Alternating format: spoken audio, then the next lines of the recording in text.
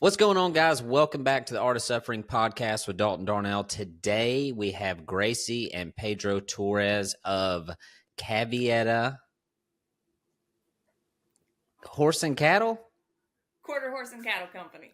Quarter Horse and Cattle Company. I practiced that intro like 400 times and I still screwed it up.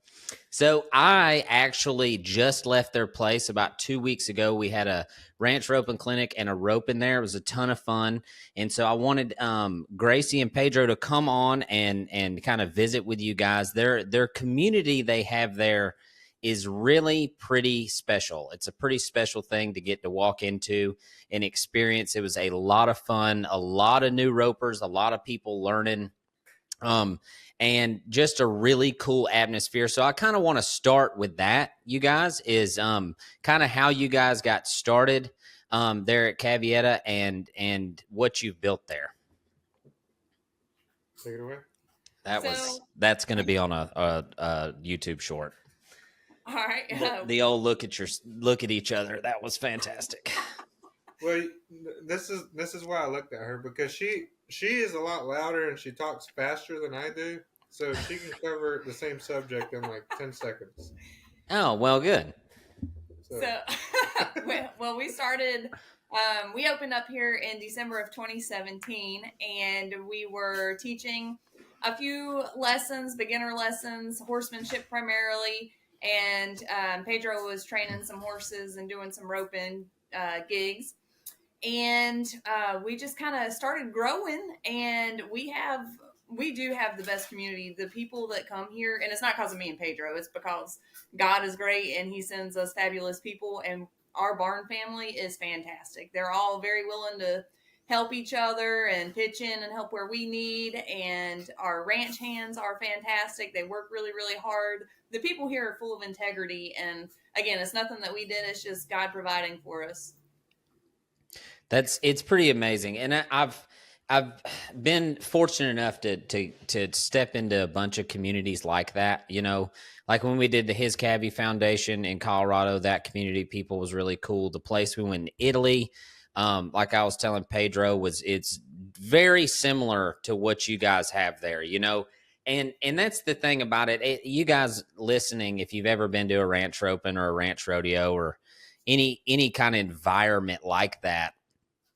Sometimes you get the old stink eye. You know, a horse show probably is similar. I've never done that, but I'm sure it's similar to that. People are just kind of looking at you because you're there to compete, and that is not the vibe here at all. Like the roping that y'all had on Saturday, it was just everybody was rooting for everybody. It's just a really cool community. And so I had a guy call me today. Okay. Actually he texted me yesterday and I called him. And he asked me, he was like, I want to get into the cowboy thing. I want to go work on a yearling place and this, that, and the other. And basically what he's hunting is what you guys have built. You know, that he's not ready to probably go doctor yearlings on a place. He's still just learning, and that's kind of a hard job to learn at. And he lives about 2 hours from Ohio. And so I told him about Cam, and I'm sure their community is similar to you guys. And so I kind of want you to speak to that. How does somebody find something like that? Or was that your hope when you started the deal, or did it just happen? Well, we always wanted a beginner-friendly environment here. That was our goal, was to make it where people could leave here and go ride with the big wigs. They could go start their own deal. You know, we wanted to just give them the foundation where they felt welcome and happy to learn, and send them, in any direction that they wanted. And we have people that have been with us for 10 years still, and they are, we go to a lot of horse shows, and those kids are very competitive at the shows that we go to. So it's really cool to see the program advancing. And Pedro and I are serious about continuing education for ourselves. So that helps us kind of advance our children, or our adult children, to our students along with us. But we always, first and foremost, want people with no experience to feel like they can come in and give stuff a try without being shamed or nervous or scared, I guess. Mm-hmm. What's your viewpoint on gatekeeping in the Western world? I you know, Is it a thing? I think that maybe it is a thing, but we just have so many mentors around us that are so willing to help out. There's a ton of local trainers that, I mean, Pedro and I didn't know anything when well, Pedro knew stuff. I didn't know anything when I started, and I had a ton of trainers that, there's somebody in the horse world, and they just took me under their wing and really, really helped me out. And I think that if you look for the right people, they'll be there. You got to look for the Mm-hmm. people who have similar values to what you have, and you'll be in a good place. I think we've Mm-hmm. always been very blessed. I'm gonna, for me, I got no problem passing along anything to somebody who wants to learn. That's right. And I think a lot of people who scream from the rooftop gatekeeping might not have the right attitude. You know what I'm saying? Because if you walk in thinking you know something, like I try to go everywhere I go and know nothing. Right. I know nothing. Right. Short of someone hiring me to come to a clinic. That's a little different. When you're the guy teaching, you need to know something. but when I go to a Brandon or go to doctor with guys or whatever, I keep my mouth shut. I learn. I follow direction. That's just kind of my viewpoint on it. Is I did a I guess it was a TikTok last year, but I sat down and I wrote down all these things. I was on a plane actually, and I wrote down all these video ideas. And one of the video ideas was the right attitude to be good at ranch roping, and the attitude is an open mind. That's right. And so I think that goes a long way with horses, with livestock. If you walk around knowing it all, well, then nobody wants to be around you. You know what I'm saying? True. Yeah. And you've got something to learn from everybody. It could be what not to do, but you really can learn something from everyone if you 100%. So Pedro, kind of where are you from originally? Are you from North Carolina originally? I'm originally from Mexico. Born in Mexico, raised here in North Carolina. Okay. Most of my life. Did some I always find it odd to run into the buckaroo type down here. It's like a rare thing. Why did your folks move to North Carolina? Work, I guess? Work primarily. Yeah. Were they cowboying or doing something else? No, they were doing something else. Always agriculture, construction. Everybody on my dad's side of the family, everybody on that side of the family rides, and they cowboyed in Mexico. So that's kind of where I get it from. Do you ever go back to Mexico? I went last year. Did you cowboy any? That was fun. Man. Yeah. After I left y'all's place, I vowed to learn Spanish. I was like, I'm gonna learn Spanish. Maybe not this month because it's kind of busy for us during Brandon season. But I was like, when I saw, I guess I don't know if it was your brother. I think maybe it was your brother that came to the roping and he bought a waxed cotton and he was doing like trick roping with it. And I was like, that thing's not even broke in, dude. I got to learn Spanish. I will be so much better at roping if I know Spanish. There you go. Yeah. Yeah, that was my brother. It was dumb. He was like, hey, man, I really like this rope. I was like, no one likes those ropes, man. Not when they first get them. You're over here doing like freaking like jumping through the loop and stuff. I was like, dude, come on, man. It's like you think you're good at roping until you get around somebody like that and you're like, nah, I ain't playing pig with you, old buddy. I know what that's about. Oh, that's awesome. Well, so I don't know. Have y'all listened to any of the podcasts thus far? A couple of them. Mm-hmm. Okay. So you probably got a good idea of the premise of the whole thing. So the reason why we call it the art of suffering is because everybody on earth suffers. So Philippians 3:10 gives you your purpose and then basically tells you you're going to suffer. So that's kind of what I'd like to talk about. So there's probably a lot of people out there, myself included, who are pushing towards a goal. And the goal would be to be in y'all's shoes, to have a place to run and work and have a community of people. But getting the place is almost impossible nowadays. Like, I don't know how the heck I'm even going to get there. It's going to have to be a total God thing. But the fact is that you guys have built something really cool. So I'd like you to walk me through that process a little bit, like how all that happened. You know what I mean? It was a God thing. Definitely. Because there is no way in the world we could have done it without a miracle. Yeah. We were at mom and dad's house, their old place, and they had a little 6-acre farm, and we were training horses and teaching lessons out of there. And we were starting to talk about maybe getting married, and Pedro and his family lived about 10 minutes up the road. It was crazy because we had never actually met each other, and we only lived a couple miles away from each other. So anyways, we met. I started taking lessons with him. We started training and teaching lessons to the public, and we outgrew the 6 acres. It had a full-size arena, an 8-stall barn. It was a cute little place, but we had 15 horses and 8 cows there, and it just was a lot for 6 acres. So we told mom and dad that we were going to start looking for property to purchase. And mom and dad said, I think we want to move also. So if you guys find somewhere, big enough for everybody, let us know. Maybe we can do a family thing. And we found this place, and it wasn't exactly what we wanted, but it was set up and ready to go. And the lady who owned it was willing to work with us a little bit. We found a bank that was crazy enough to work with us a little bit. And we prayed and prayed and prayed because it wasn't easy enough for them to just work with us. There's a lot of hoops we had to jump through. And my mama, bless her, she came out and prayed over every single fence post. And I will say that, everybody. Did she really? Is that a real story? Yeah. Are you kidding? I am dead serious. And you saw there was a lot of fence posts out here. So yes. She'd walk the property and pray over it. It was a long process. We were in the process for a year? A little over a year. Yeah, to get here. Gosh, that's crazy. And did y'all go through the government stuff? No. Or just the bank? Just the bank. Bro, that really government stuff. It's all crazy. And no bank wanted to touch it because it was too much land and not enough real houses. Mm-hmm.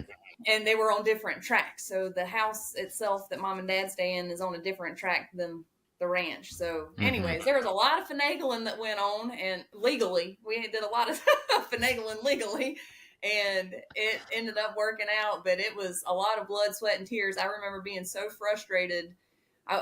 One day I was like, you know what, we'll go back to Wyoming and work for somebody else because it's not going to work out. And mom and dad stepped in with their good pep talk, and they were like, if that's what you want to do, we'll do it, but don't quit just because it's hard.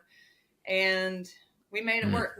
Pedro and I had some good, nice little horses riding around, and we had to sell all of our good horses. We had to sell our little herd of cows and all that to make the down payment. And then once we got in, making the mortgage payments was a whole nother story. It's been very trying here and there, and everybody dreams of financial freedom. We probably won't ever know what that feels like, but we are very blessed to be able to pay for and feel strapped for what we have now. Yeah. No, I get it, man. That financial freedom thing is like a ghost in the wind, baby. Yeah. It's that is the number one thing I hate talking about the most on earth is money. Mm-hmm. I hate it. And the role I have assumed here at the rope shop is basically the CFO and the CEO, which we're not big enough to call it that. So it's more like a general manager, but all I do is talk about money. Like literally when I was in high school, 3 times I ran my truck out of fuel on the way to school because I did not want to ask my mom for money. Oh, no. And she would pick me up, dude. She would come I'd call her and be like, my truck's out of gas. And she would chew me out the whole way to school. She's like, just ask for $20. Like, I can give you $20 for fuel. Why won't you just ask me for money, And I don't know why. I just hate it. I hate talking about it.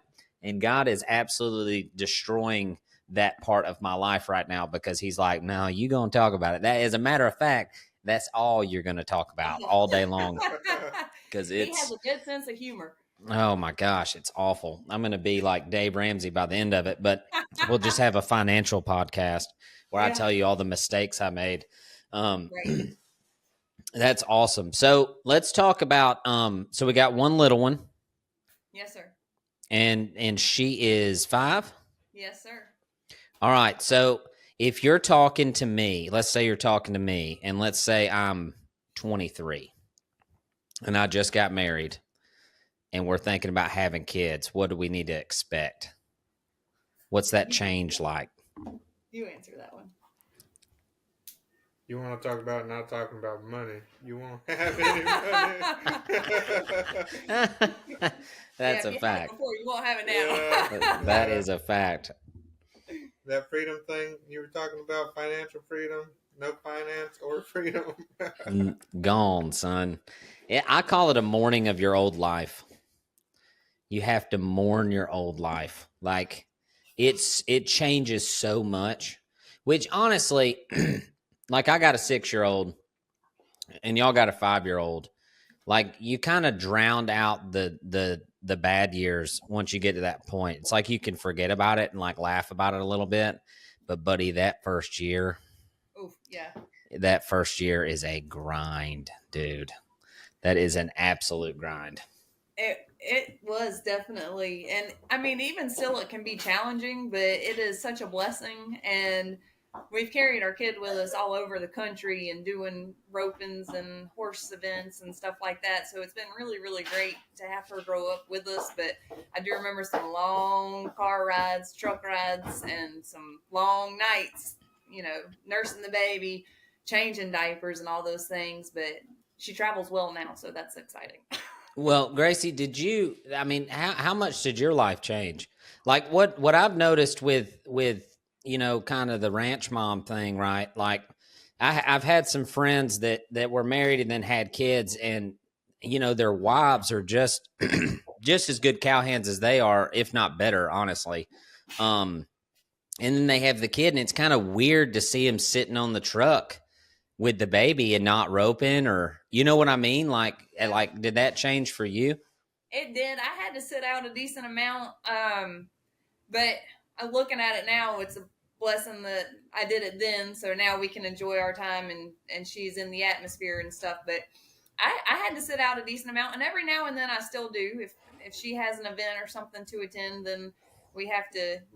Family always comes first.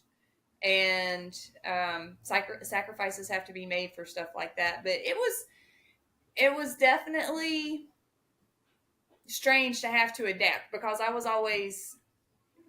was into everything. I mean, and I'm kind of nosy. I want to be all up in everybody's conversations, and there are nights when I had to go put the kid away and everybody else is still out roping or standing by the fire or grilling out, and I'm like, oh, now we got to go inside and put the kid down for bed. That's called FOMO. Yeah, the exactly. fear of missing out. I still got it. FOMO. Yeah, that's brutal. Well, it's interesting to me because for myself, like I just packed mine around like he was a good dog, and then he eventually became a good dog. You know what I mean? Like it was real rough at first, and then but now he's like handy. Like you can do stuff with him and send him and down him and all the things. He comes really good. Like if you whistle, that dude is, I take great pride in the fact that my kid comes on a whistle. Like any advice I give to a new dad's like, get your kid on a whistle. Like if you're at the park, there's kids everywhere and you hit that whistle and that sucker comes running to you. It's like you're peeking around at the other dads like, yeah, man, what's up? Yeah. You wish, buddy. HR has all of us trained on a whistle. The I'm kids, telling the you. hands, everyone. I'm telling you. Oh my gosh, that's funny. Well, I'm going to tell a funny story about Gracie. Uh-oh. Because I've told this story Uh-oh. to everyone I've talked on the phone to for 2 weeks because it's hilarious to me. So we're at this roping, man. The first thing I do at almost every clinic, one of the first things I do is I take my rope and I throw my rope under the dummy onto the dirt. Not a shot. I just throw it in the dirt. Okay. And then I look at everyone in the clinic and I say, this is not a shot. This is garbage. Okay. And they all laugh like I'm kidding. I'm not kidding. I'll make a video of it. I will make a YouTube video dedicated to this part of the clinic. So I'm judging the roping, okay? And I've never judged the roping before. And Gracie's sitting next to me on the trailer. And when I tell you guys, this woman is the biggest cheerleader I've ever met in my entire life, okay? You could throw the prettiest turnover on earth or the biggest wad of crap, and she is going to cheer you on, buddy. And I finally leaned up and looked over at her, and somebody in the arena, I don't remember who it was. It happened a lot, and it happens at every roping, especially when things get kind of woofy. You know, the cattle getting running around. And anyway, old boy throws just a wad of crap under there. I'm sure it was Cam. Just throws a terrible shot under there. And I'm just sitting there like this, right? And Gracie is losing her mind like this dude just threw the greatest roping shot. And I just leaned up and I was like, hey, don't cheer for that, okay?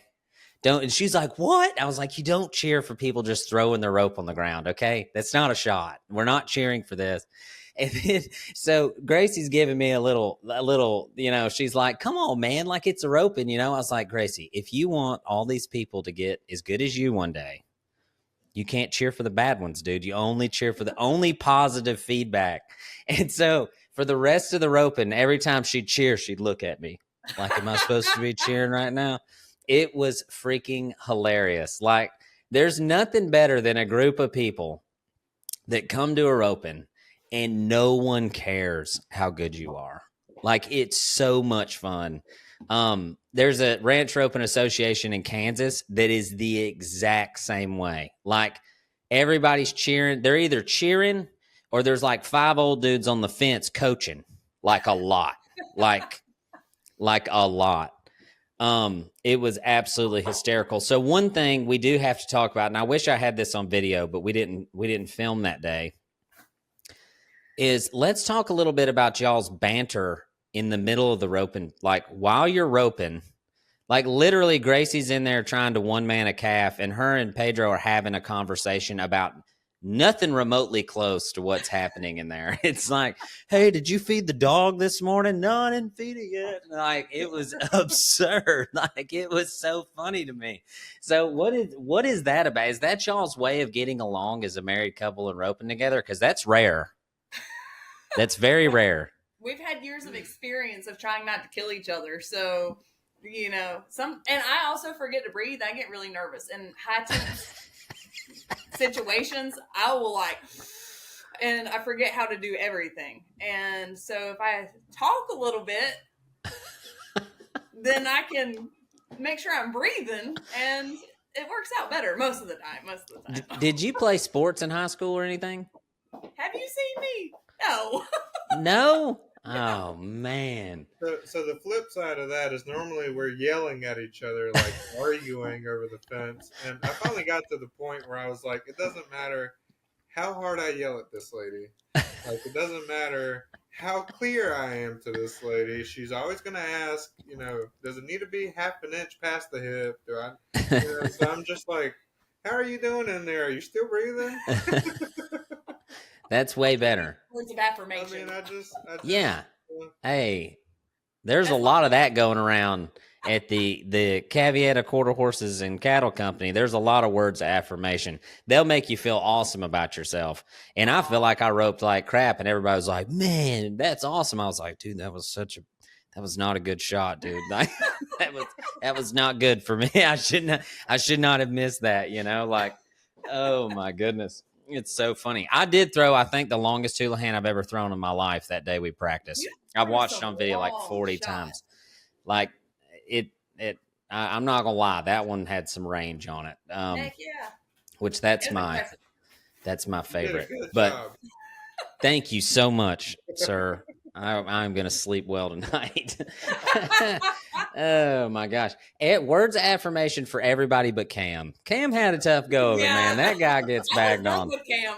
That dude, he gets rawhided. He's the guy. And I really like Cam. I like Cam a lot. But he boy, he's either gonna get good or get good. Those are his chance. That's his options. We don't give Like, him a choice. yeah, if he ever wants to just have a nice, easy, I'm gonna go in and rope something and no one's gonna say anything.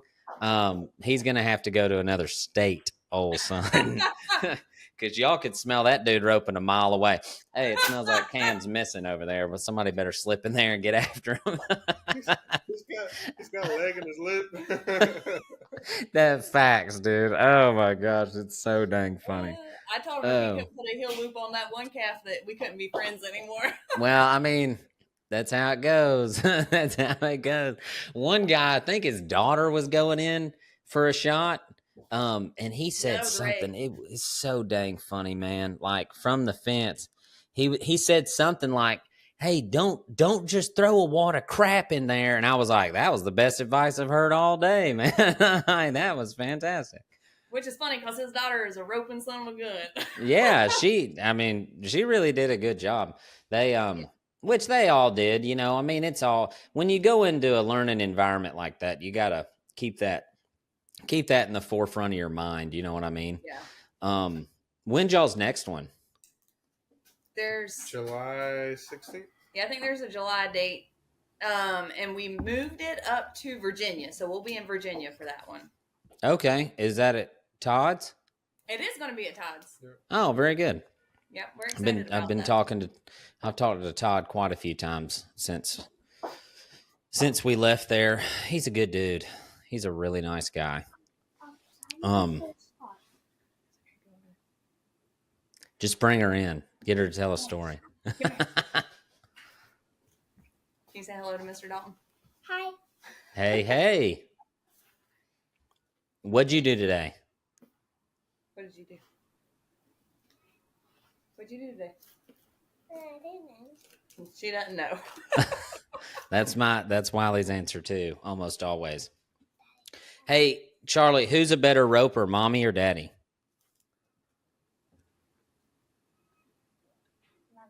No. Dang, Pedro, she got you, bro. That's fantastic. Oh, man.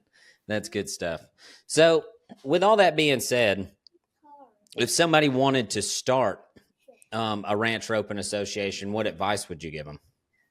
I would say make it where if you want it to grow, and depending on what area you're in, we're in Eastern North Carolina, so we want to make sure that we are inviting new people because there's not a lot of people that are doing big loop roping type out here. So make it easily accessible. I would say have as clear of a rule book as you can and be very inviting and welcoming to the newbies that are trying to get started because everybody has to start somewhere. And if they don't start, that's the next generation not entering, right? Period. Yeah. Well, I did a podcast episode on the progression of a new skill. And in that episode, I talked about the challenges or the suffering that you would endure during each stage of the skill, right? And the final stage is becoming unconsciously competent, meaning you can do it without thinking, right? And the hardest part about being unconsciously competent about something is teaching new people. It's unbelievably difficult because you don't even remember. Like I can't remember what it's like to look at my horn every time I go to the horn. You know what I mean? Right. And then when you watch somebody do it, you're like, man, why is he looking at the horn? You know, but there's these little things that you learn to do over time, mostly from someone screaming at you from over the fence. Don't look at your horn. It's not going to move. You know what I mean? And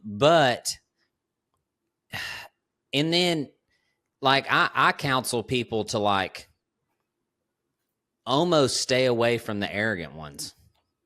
Like it's such a trap. You know what I mean? It's like just let Jesus show him humility. You know what I mean? Like I don't have to prove nothing. You can't help people who don't want to help themselves.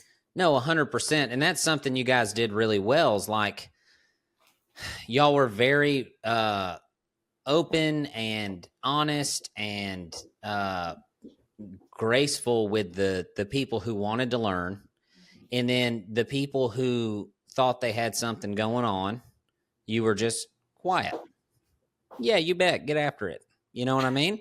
And that's a good thing. That's hard to do. It's because you want to say, you want to be like, hey, buddy, which honestly, every clinic I do, when I leave, I'm like, God, I'm such a jerk. Like I am so mean to people, but you kind of have to be sometimes. Like they'll get themselves killed. Yeah, Like this is a big deal, you know? it Um, is. Yeah. but I don't know. It's always fun teaching those things because a lot of people get a lot of cool stuff out of them. But then you leave and you're like, man, I probably shouldn't have said that, you know, or I should have said it this way or whatever. But you know, a good thing about cowboys is most of them don't get butt hurt too bad about stuff. They can take a lick pretty good. Yeah. Um. So talk a little bit, Pedro. Tell me about the Charo thing y'all got going on. Do you do that? Do you get out there and do that? Yes, sir. We do. We actually just had a competition on Saturday here at the ranch. Did you win? Our team won. Yep. You did? Yep. Is it horse roping or roping cattle? So the traditional rodeo. So for anybody interested in the whole backstory, so there's a reining class, roping horse, the back legs on a horse. You have to do, I call it Mexican steel wrestling, where you grab them by the tail and you flip them. And then bull riding, roping, more roping, bronc riding, more roping. And then the leap of death at the end when you jump from a broke horse to a green horse, bareback. Do you do that? I used to. Uh-uh. That's how I got a rod in my leg, my left leg. Golly. So, there's a documentary that our preacher's son put together. It's called Charo and the Steed by Matt Wagner. It's on YouTube. And Charo and the Steed. Charo and the Steed, and it talks about the origin of it and how it works, and somehow I got suckered into it and kind of. Well, one could say you were kind of born into it, Pedro. Your name's Pedro Torres. Basically, like that's pretty cowboy, man. Yeah. Like, what you gonna do with that? Yeah. A little backstory to that. A funny story. We went to a cutting to help Gracie's coach, and Gracie was sick, and I went. We were loping horses, and I got off of a horse and went in the arena and sat down to watch it cut. Mm-hmm. And Holly was looking for me, and she asked one of the ladies standing nearby. She was like, "Hey, can you get Pedro to come over here? He needs to lope this other horse down." And she was like, "Well, who is he?" And I was the only brown guy there. And Holly's like, "Well, he's Pedro. He has a mustache. He's kind of a little bit darker than the rest of us." He's that Mexican fella sitting down there in the arena, man. She was basically, he is the only Mexican here, lady. Yeah, that was pretty funny. But, oh, dude. yeah, we were. I actually didn't start riding until I was a little older. I started steer riding, and they would put me on steers and calves, and grew up in the rodeo scene, but I didn't start riding until I was about 10. Yeah. Oh, yeah, that's super late. What, are you serious? Maybe that's late in the Mexican culture. Yeah, because all of my brothers were riding, when they were born. So I'm the oldest of 5, so I got the later start. They came along okay. when we already had horses, an established routine.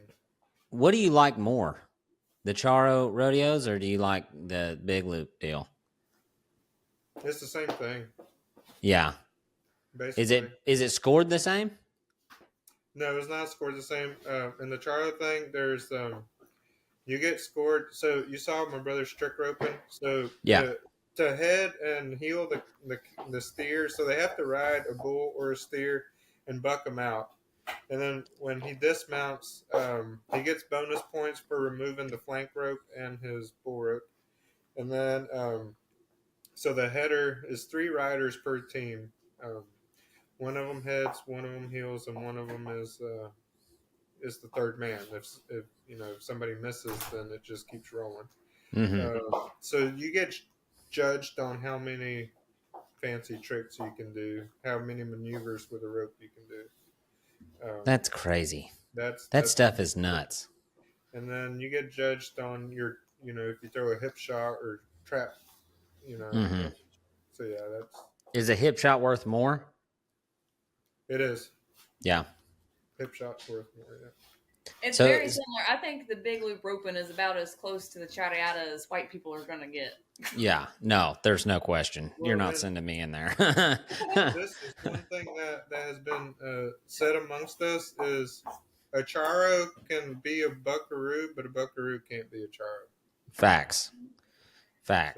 Now, and here's the thing, like, so when your brothers come watch y'all's roping, are they just like,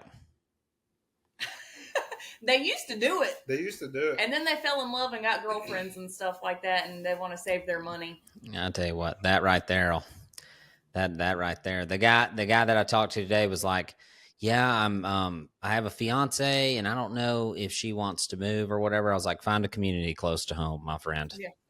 Yep. That's what me and my wife, she followed me all over the country. And it did not, it was good. It was good for us, Right. but it was time to come back to where grandma lives. Cause I always think, like, when I'm sitting there watching those guys watch the buckaroos do stuff, it's like, man, it's and I'm sure they can appreciate a nice shot and be like, hey, yeah, that was pretty cool, you know? But it'd be like major league ball players watching little league a little bit. You know what I mean? Like, yeah, that's a different ball game. That's a totally different thing. It's not, but it's the skill set to do that is ridiculous. Like, it would be so hard. That is so hard to do. Even the stuff he was doing on the ground, I was like, gosh, dang it, man. That is nuts. It's really neat. So you don't ride any rough stock anymore? Not anymore. I used to bull ride, and I rode a few broncs in my time. Yeah. Which did you like more? I like both of them. Yeah. I like all of it. I like every event in rodeo, American rodeo, Mexican rodeo. I'm just passionate about the skill that goes into it because every event has its own technique, its own little niche. Mm-hmm. There's few things prettier than watching a guy mow down a saddle bronc horse.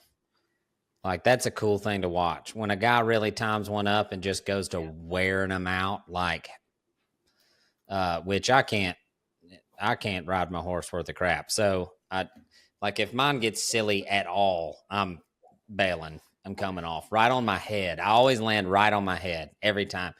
I'm shoulder heavy or something, just straight to the dome. Every branding I fall off at, every roping I've ever got bucked off at, it's my dad. I come out, my dad's like, God, you fall on your head every time. Like, what is wrong with you? Tuck and roll, old son, something. Do something different, you know? But, so did y'all say earlier that y'all worked in Wyoming? We did. We worked on a couple ranches out there. Nothing super handy, some guest ranches, but we learned a lot and we did a lot of really cool networking and met some super great people. And the whole time we were out there, we were playing with our ropes because what do you do in the downtime but pick up your ropes? So that's it. Just rope the dummy. Yeah, exactly. And so y'all moved back for family? I had actually taken a corporate job prior to accepting the job out at that ranch, and they told me they would hold the job for me. And I was like, well, dang, now I got to come back because they offered me, I couldn't turn down the money. And that was actually before we bought this place. And the goal was, he and I talked about it and we said, well, we'll go home and we'll work for a couple years, save up some money, buy a place, and start from there. And that's what we did. And then we decided we wanted to go back to Wyoming. So we talked about being on a 10-year plan to get back to Wyoming. And I don't know that I want to be there in the cold anymore. No, bro. That's a summer job, dude. Exactly.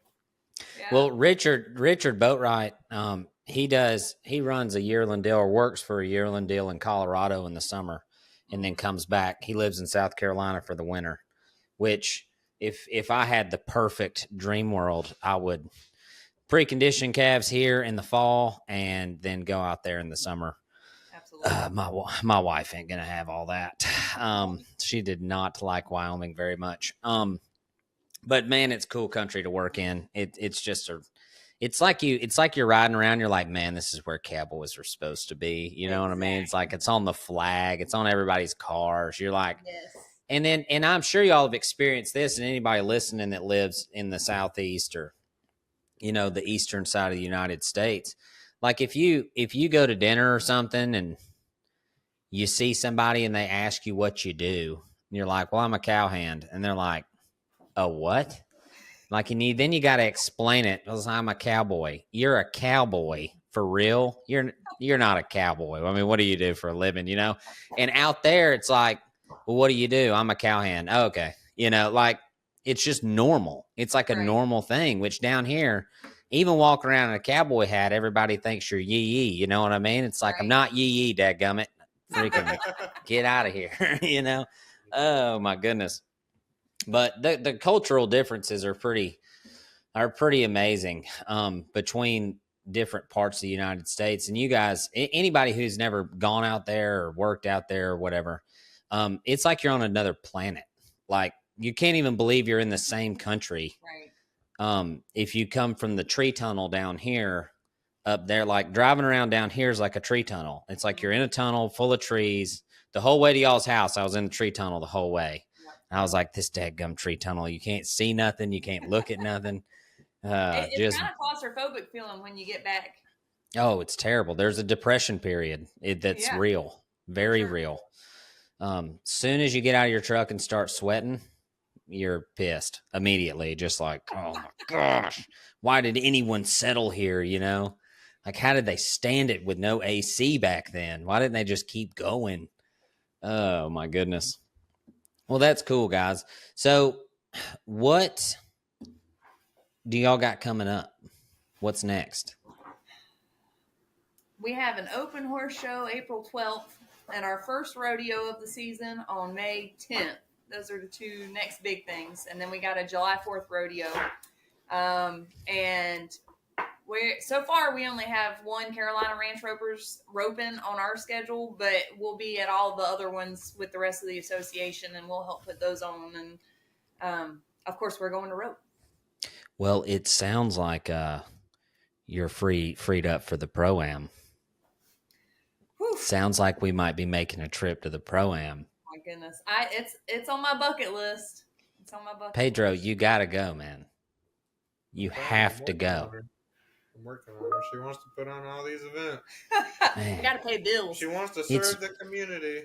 Just go win the Pro-Am, Gracie. It's the best. It's the highest paying roping in the world. Did you watch me rope? You won the whole thing. Yeah, with Pedro's help. Well, I mean, you threw a Dell, for goodness sakes. Like that's the highest point shot you can throw at the Pro-Am. I got lucky. My goodness. We talked about this. I'm literally in the middle of making a video of this to go on YouTube, but it's an offensive sport, man. It's not. I got lucky. I tell my dad all the time, you should burn this into your brain, onto your soul, brand it onto your soul. When you catch, that should not surprise you. When you miss, that should surprise you. What in the world? What is wrong with this rope? Like, why didn't that go in there? Like, it was perfect. You know what I mean? That's the biggest difference between me and my dad is like, I think when he misses, he was like expecting himself to miss. And when I miss, I'm like, what? Who threw that? What the heck? What is going on? Like, I don't know. You got to have you need to go play some like church league softball or some competitive ping pong. Like get the eye of the tiger. You know what I mean? Like, where you can just turn it on and turn it off, like get mad really easy and just like it's not fear anymore. It's anger. You know what I mean? Like you just got to go there. I do. I need that practice. I got to be a little bit more aggressive. Or you can get on saddle bronc horses. I bet you got to get pretty up for that. No, thank you. Oh, that's awesome. Well, good guys. That was it was a great trip. Anybody out there listening that does clinics, if you do get invited to their place, it was an incredible environment, super fun. Met a lot of cool people. I even brought my cameraman Devin. Okay, so Davon ties ropes for me here at the rope shop. Let me break down my man's outfit on the way. And when he got in the car the morning we were driving there, I was like, this is gonna be rough here. So he gets in the car, and Devin had decided a couple of months before that he was gonna get some waves, which is a hair thing apparently. And in order to do this, you have to wear a do-rag. Okay. So I, of course, for 6 weeks straight, make fun of the do-rag every single day, religiously trying to let Devin know, like, we don't have to do-rag it, bro. We can just wear a ball cap. He gets in the car to drive to their place the morning of because he's coming to film for me. He's wearing bubblegum pink sweatpants with blue turquoise flames, okay? Turquoise flames and the do-rag. And I was like, okay, what would Jesus do? Right? I didn't say nothing. I said, all right, buddy, I'm going to love you no matter what. And if they don't love you, they're not Christians either. So here we go. Let's get after it. We got out of that freaking car 9 hours later and walked up to Pedro. And Pedro was like, hey, man, what's up? I couldn't believe it. I was like, all right, well, here we go. Well, they ended up nicknaming him Davon, and it was priceless. Devin got along good with everybody, though. He did it. He was cool. He's a good guy. Yeah, he's a good guy. Yep. He's a good dude. He got some really good film. I'm actually, I told him I'd pay him an extra $10 a day if he won't wear the do-rag anymore. And so he's going to film with my dad and Abby at this like huge ranch in Utah at the end of April. They're going to like a 4-day branding up there. And I was like, all right, bro, I'm going to send you, but you ain't going with me. Like, it's different up there. Like, you can't wear the do-rag up there, and you dang sure can't wear no bubblegum pink sweatpants, bro. Like, I don't care if it's the plane ride or not. If you walk out of the airport in bubblegum pink sweatpants, my dad's not going to let you get in the truck. Like, you just that ain't a thing, you know. And he was like, I was telling him about the do-rag thing, and he was like, if you'll pay me $10 more a day, I'll do it. I was like, you bet. You bet. Best $10 I ever spent. Shake on it. So, oh man, he is fantastic. So, I have a question for you. Have you seen his forehead? His forehead? Yeah. Oh my gosh, dude. Yes, he showed it to me there, but it's kind of he wears his hair all, you know, okay. He's funny about it. He's funny about it being there, you know. And I like mine old school, like straight Air Force haircut. I've had it for 10 years. Skin fade up the side, push it over, you know. And I keep trying to tell him, like, you just need to get a haircut like me, man. But I'm the old guy, you know what I'm saying? He's like, nah, Mr. Dalton, man, I ain't doing that. He said, so I guess, what day did we go eat Mexican? The third day we were there? Second day we were there? That was that Friday. Yeah. So we had been there like 3 days, and Devin had been filming in the arena in a black do-rag, okay? No hat, no nothing. And Bro Dog is fried to the bone. I mean, burnt up. We are close to the sun. And so we're driving back from Mexican, and he's sitting in the passenger. He's like, dang, man, my ears are so burnt, man. My ears are so burnt. And I'm laughing because, you know, we're all wearing cowboy hats, so our ears don't get burnt. Like, that's why you wear the hat. Duh.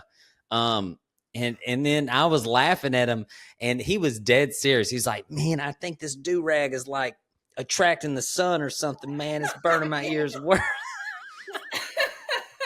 The whole next day he wore a hoodie with the hood up. I was like, man, you look like a thug, dude. Would you take your hood off? Like, come on. Oh my gosh, it was so funny. But they got him roping and they got him on a horse. He got on the biggest horse there. That horse was gigantic. It was like a dead blasted Clydesdale or something. That thing was huge. I'm not a big horse guy. I don't like looking silly while I try to get on because I already kind of look silly trying to get on. How's old Seabiscuit doing? Has he got his hair back yet? Slowly but surely growing it back out, but he's doing good. He misses you. That's fantastic. Yeah, see, they cut me Seabiscuit in my string, and they shaved him the day I got there. And they were like, yeah, he's kind of naked, but I was like, give me the naked horse. It's fine. It's no big deal. Seabiscuit was fantastic. I asked a little too much out of Seabiscuit when we were doing the guapo. I felt really bad about that. I was like, this is totally unfair to do this to this horse. But he did really good, and he rode good for you in the roping. It was good. Yeah, he's a absolute child's horse. That horse is worth $1 million. You could put any kid on earth on that thing, and they would be safe and sound. He might take him to the barn, though. He might take him back to the barn on accident because he sure liked to go over there. He knew right where that outgate was, old son. Every time I'd throw, he'd go with me to the herd, and I'd throw my rope, and I'd either miss or catch. But if I missed, I'd go to rebuilding, just not even paying attention to him, really.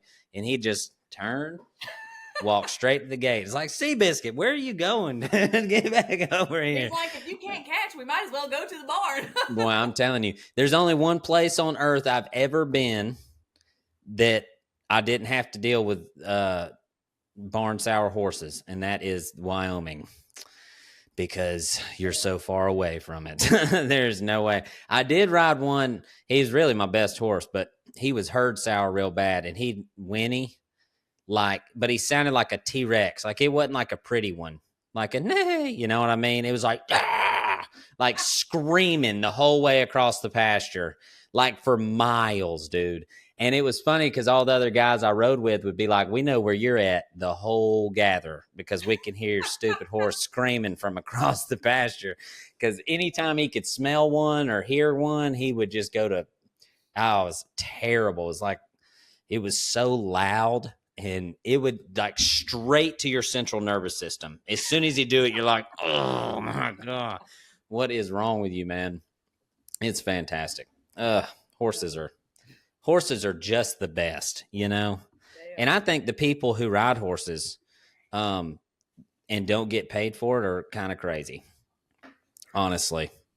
Like, if I was doing it for fun, I'd have a real hard time, guys. I'm not going to lie to you. Loping in your bathing suit, bridleless and bareback on the beach is not what it's actually like. That is in the movies.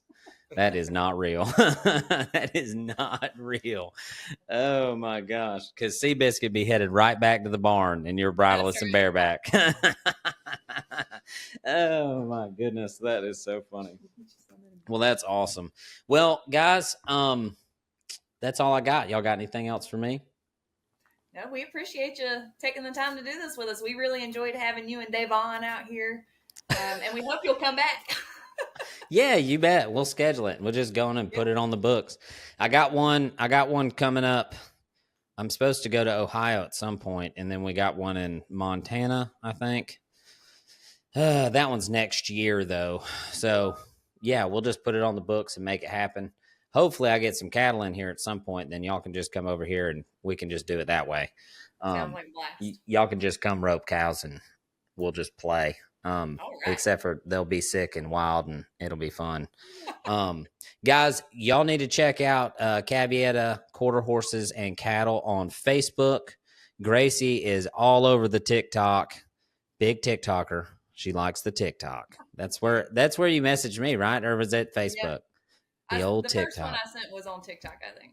I don't ever check the messages, dude. Spam for days on that thing. Right. My goodness. Yeah. But yeah, check them out there. They should start a YouTube channel. I don't know if they're gonna, but I think they should because they would have all sorts of amazing stuff. It's an extra form of revenue.